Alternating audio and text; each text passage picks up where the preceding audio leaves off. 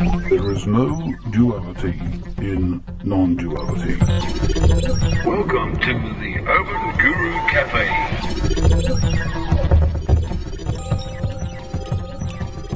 My interest in trying to understand these concepts and make them my direct experience and know them directly was to be free of suffering.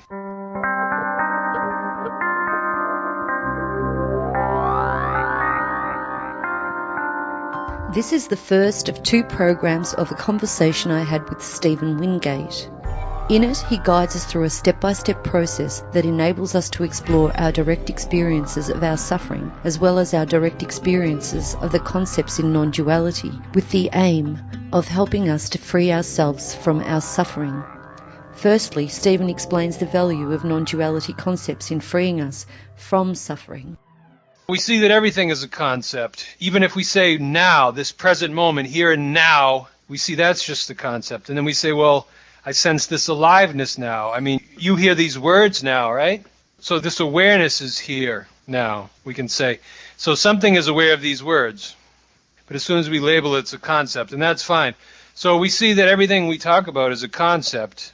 So then the question is, well, why even talk about it at all? Why not just go about our business? Why not get up and go to work and come home and, have a glass of wine and watch television and go to bed? Why even talk about these concepts at all? These concepts of awareness, and why look into who am I and all of this? Because we can see that we can spin around in these concepts forever, so why bother? And it seems to me, if someone believes they're suffering, as I did for years and years, I believed that I was suffering. I believed that the Stephen character was suffering. It's possible, through the use of these concepts, to be free of the suffering. Now, it may not require any concepts at all. I mean, the suffering may end on its own, but, we see that, and I can only speak from my own experience. I see that by using these concepts, what's real about me, who am I, what am I, when am I real, and where am I real, so I can define myself in terms of space and time and reality. And granted, it's all conceptual. But if there's suffering, if I believe that this Stephen character believes he's suffering, it's possible to be free of the suffering with the use of these concepts. It's sort of so we're using these concepts of time and space, here and now, and who am I, to sort of uproot other concepts that may be misconceptions or beliefs we have about ourselves in reality that are causing us to suffer. So the question is, why bother with these concepts of Advaita, non-duality, or, whichever sort of concepts we want to use? Why bother at all talking about it? And to me, it has a certain entertainment value, but in terms of a practical value, for me, I see that it's possible to use these concepts to sort of uproot other concepts or other misconceptions that we have about ourselves or I have about myself. And in that process of uprooting the misconceptions, it's possible to be free of the suffering.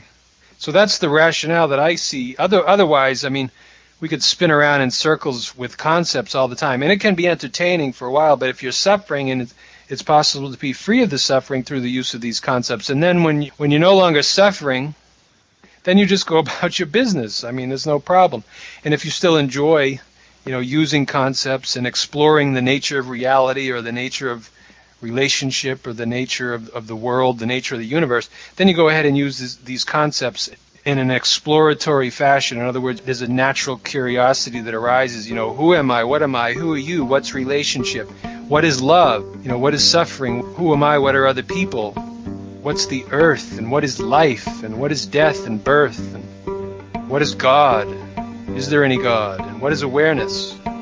When you're free of suffering, then you sort of play with these concepts, but for me it wasn't fun,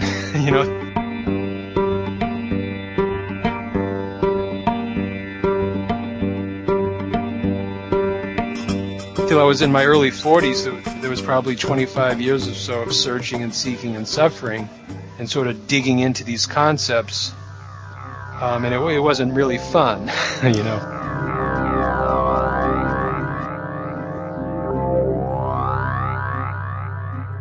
Yeah, so it gets to a certain point, because the question does arise, why talk about these concepts at all? And it just seems to me that if, other than the entertainment value, it's something to do.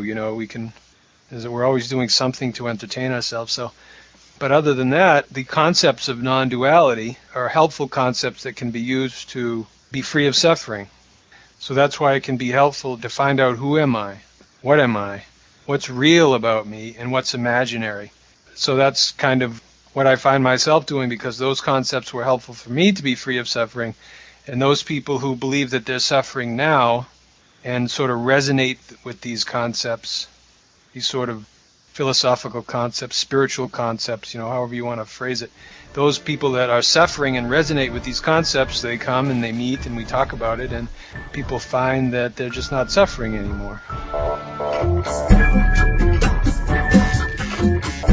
Stephen explains that it is important to examine the truth of these non-duality concepts from our own direct experience, rather than getting caught up conceptualizing about them. Before he leads us in an exploration of these concepts, however, he encourages us to examine our suffering from our own direct experience. My interest in trying to understand these concepts and make them my direct experience and know them directly was to be free of suffering, because I believed that I was suffering. So it can be helpful to look into the nature of suffering in your own direct experience, not as a theory. What's happening in your own direct experience when suffering is happening. And you can look at it in terms of your experience and look at it in terms of a process. Like, first of all, I want to know what's happening when suffering is happening. When it sort of creeps into my experience, what exactly is happening, so that I notice it and I can recognize it and say, oh, this is suffering. Now I know directly because I'm experiencing it right now. I know what's happening. I see it happening in terms of a process and in terms of an experience. I feel my chest tighten up. I feel my stomach churning. I feel my neck muscles tighten. I feel my mind sort of racing in thoughts and images and pictures, So it can be helpful, if our interest is in being free of suffering, to look into the nature of suffering, not as a theory, but as noticing what's happening in our own direct experience. So what exactly is happening when I'm suffering? And I can sort of tell you what was happening in my experience, and I think you'll find it similar. But then you can look in your own experience and see if that's the same with you. And the odds are it is, because we're both human, and there's human suffering, and there's not much difference. I mean, there's difference in the content. I mean, you can suffer about your relationships or your career or your finances or, your relationship with your boss or your coworkers or your dog or your cat or your health, or there may be fear of death. So many different things in terms of content of suffering. But in terms of the process of suffering, the way it feels in your own direct experience and what's happening in terms of your mind. So your body and your mind experiences this process of suffering, and you may find that it's just about the same every time, regardless of the content of the suffering.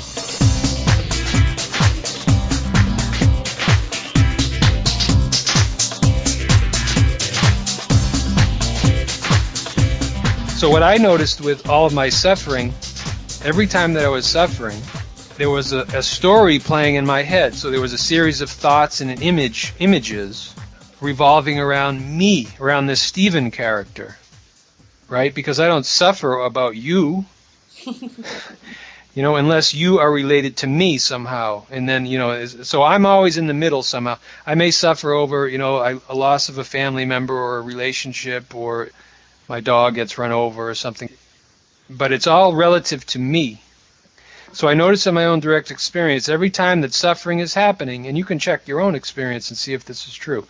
Every time suffering was happening, there was a story playing in my head, an imaginary story that revolved around me, this Stephen character that I believed that I am, that I believed that I was. So I noticed that that's happening. While the suffering is happening, I noticed that process happening, a series of thoughts, images, stories, beliefs, ideas, all sort of spinning in my head and revolving around me.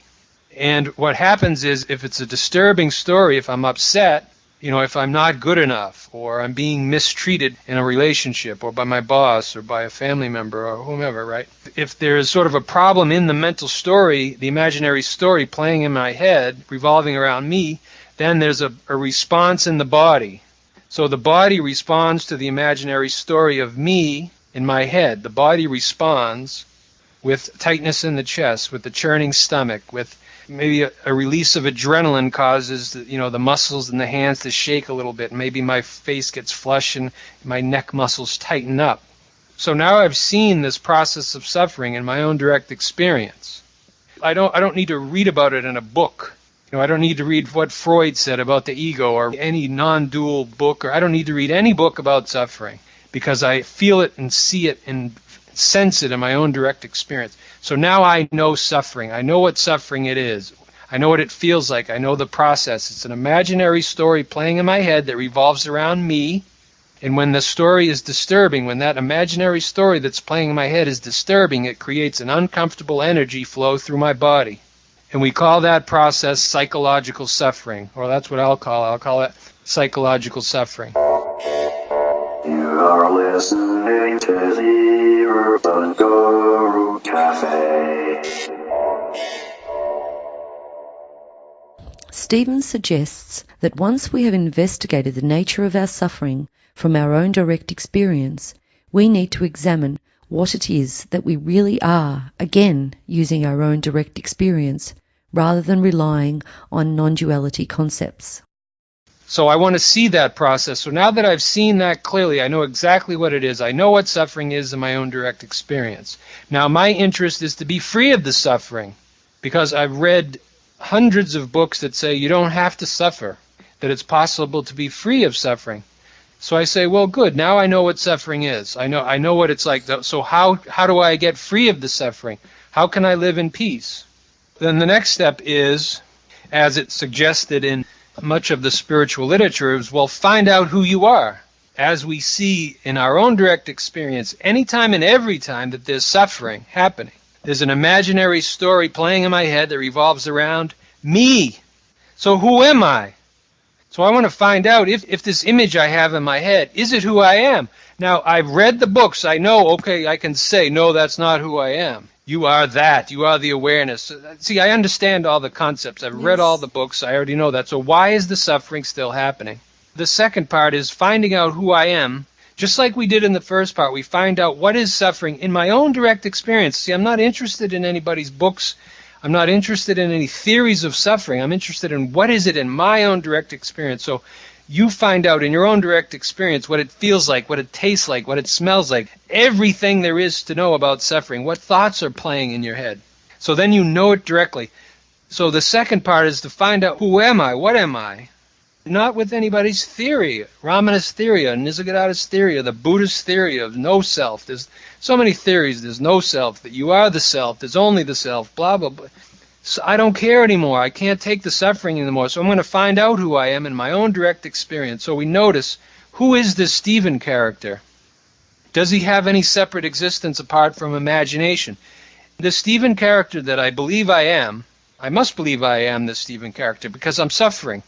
So who is this Stephen character? I want to know. So I look and I see, can I find any Stephen character apart from this imaginary story I have in my head, this image I have of Stephen? Does he have any substantial real existence, or is he simply an image? Now, I know the answer conceptually because I've read it. Yes. So I'm not interested in that answer. I could write the test. You could give me the non-duality test and I would get 100%. So I'm not interested in that test anymore. I'm interested in my direct experience. So I'm checking for the Stephen character, as it was suggested by many of the spiritual traditions. Essentially say, find out who you are. See if there's any separation between you and God, or you and universal intelligence, you and life itself, however you want to, you and awareness, however you want to phrase it. See if this Stephen character that you believe you are has any real existence, or is it just an image that's playing in my head, that's appearing in my head.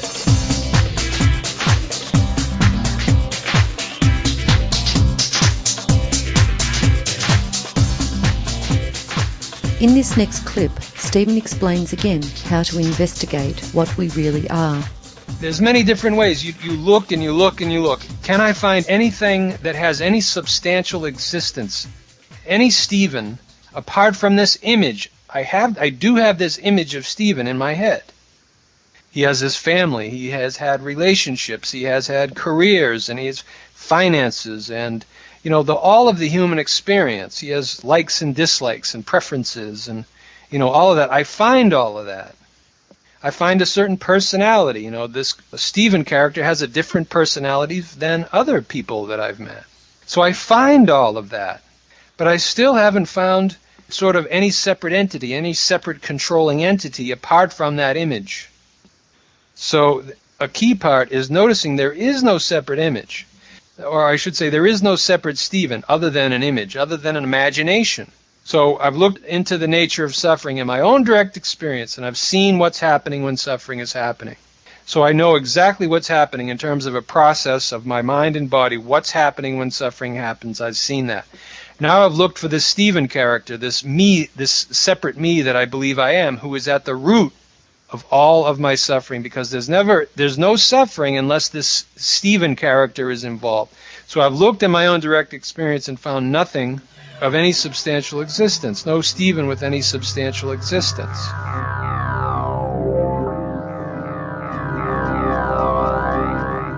Another way that Stephen suggests that we examine what we are is to look at what we are in terms of time and space. If we were to define reality in terms of space and time, I want to know what's real because I'm fed up with suffering. If you were to say, define reality, is reality yesterday, right now, or tomorrow? I want to use a concept that there is some reality. Granted, it's a concept because I'm suffering. I want to be free of the suffering. I could say there is no reality. I could say that there is no now. But see, that's still a concept too, but that hasn't helped free me from my suffering. So I want to take this concept at least for a little while so that we can use it to be free of the suffering. So I want to define reality in terms of time. So if we had to define reality in terms of time, would it be yesterday, right now, or tomorrow? I would say right now, just for the time being. Granted, it's a concept, but let's just go with that concept.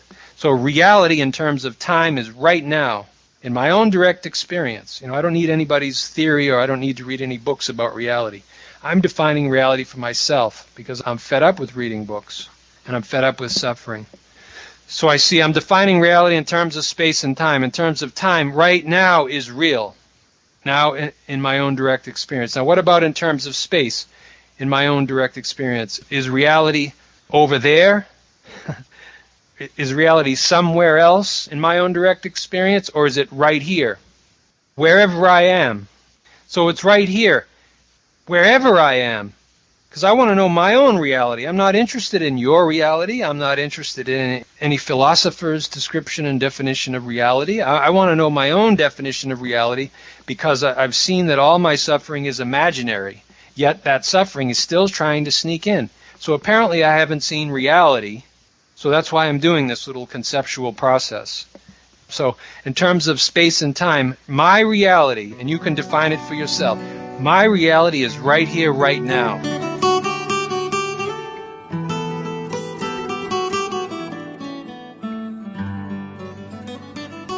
Given that from our own direct experience we are right here and right now, Stephen asks us to examine what is right here and right now. So right here, right now, what's real about me? What am I in essence, and what's real about me? Right here, right now, I can put it in terms of a question. Is there awareness right now? So there is awareness right now. Now, it seems to me I'm defining myself in terms of space and time, in terms of reality. So what's real about me? Here and now I am. This awareness is. We could say that. And I put it in the form of a question. Is there awareness right now? Yes, there is. So this seems to be the reality, but I'm still not quite sure yet. Maybe it's something else. So I say, well, is there awareness right now? I'll say no. There's no. I disagree. There is no awareness. That's just a concept. Well, but there's still awareness of that no. I say no. There's no awareness. So I haven't been able to get out of this awareness that I have. I have a hint. It sort of feels like I may be onto something here. I think that this awareness is the reality, but I want to confirm it. I don't want to just believe it. So I say, yeah, is there awareness here now? Yes, there is awareness. But let's test it. Say, no, there is no awareness. Yet it's still here. I can't get out of it. We'll say, well, it sort of seems like there is, yes. So I'll give it a maybe. So is there awareness of that maybe? Yes. The question arises, is there awareness? I say yes. there is awareness. I say maybe, there is awareness of that maybe. And if I say no, there's awareness of that no. So I think I'm on to something here in terms of defining myself in direct experience and in terms of reality. So here and now, if I want to define what's real about me, here and now I am this awareness here and now. So when am I? I'm right now. And where am I? I'm just right here. This is how simple it is. So this is what I am in reality. I'm only suffering. There's only suffering when there is an imaginary story playing in my head. So I have to go into past and future and imagination in order to have a sense of suffering. Now, even during that suffering, there's awareness of the suffering. This awareness is a prerequisite to all experience, whether there is suffering, a sense of freedom from suffering, a sense of boredom, a sense of excitement, pain, pleasure, no matter what. So I think we're on to something here in terms of experiencing ourselves, not just talking about it conceptually. Well, granted, they're concepts, but they're useful concepts when they point back to the actual experience. Because we could talk about the concepts of suffering, and so what? I mean, I knew all about suffering, but I was still suffering. We could talk about the concepts of awareness, and we could talk about the concepts of, reality, and the concepts of who am I. But when you really dig in, and for me, I just couldn't take it anymore. That was the motivating factor. It wasn't as though there was anything else. It's just the motivating factor is the suffering. So the suffering, drives you out of your mind. You can't take it anymore. And you say, look, either I'm going to take myself out or I'm going to be free of this suffering because I can't take it anymore. The suffering is going to end one way or another. And that's not necessary for everyone, but that was sort of my experience. So it drives you to the point where, listen, I want to find out what is suffering so I know it directly. I'm not just thinking about it. That way it can't sneak up on me anymore. It can't sneak up on you when you know it. So you know suffering in terms of the process. It's a mental process, an imaginary story playing in your head that creates an uncomfortable energy flow through your body, in your stomach, your chest, your neck, the whole body. So now I know suffering. So whenever it sort of kicks in, if it sort of tries to sneak into my experience, I say, I know you. You're an imaginary story creating an uncomfortable energy. That's it for now from the Urban Guru Cafe. If you have any comments to make about this story or any ideas you would like to hear about, you can find our contact details at urbangurucafe.com. Thanks for listening. There is no duality in non-duality.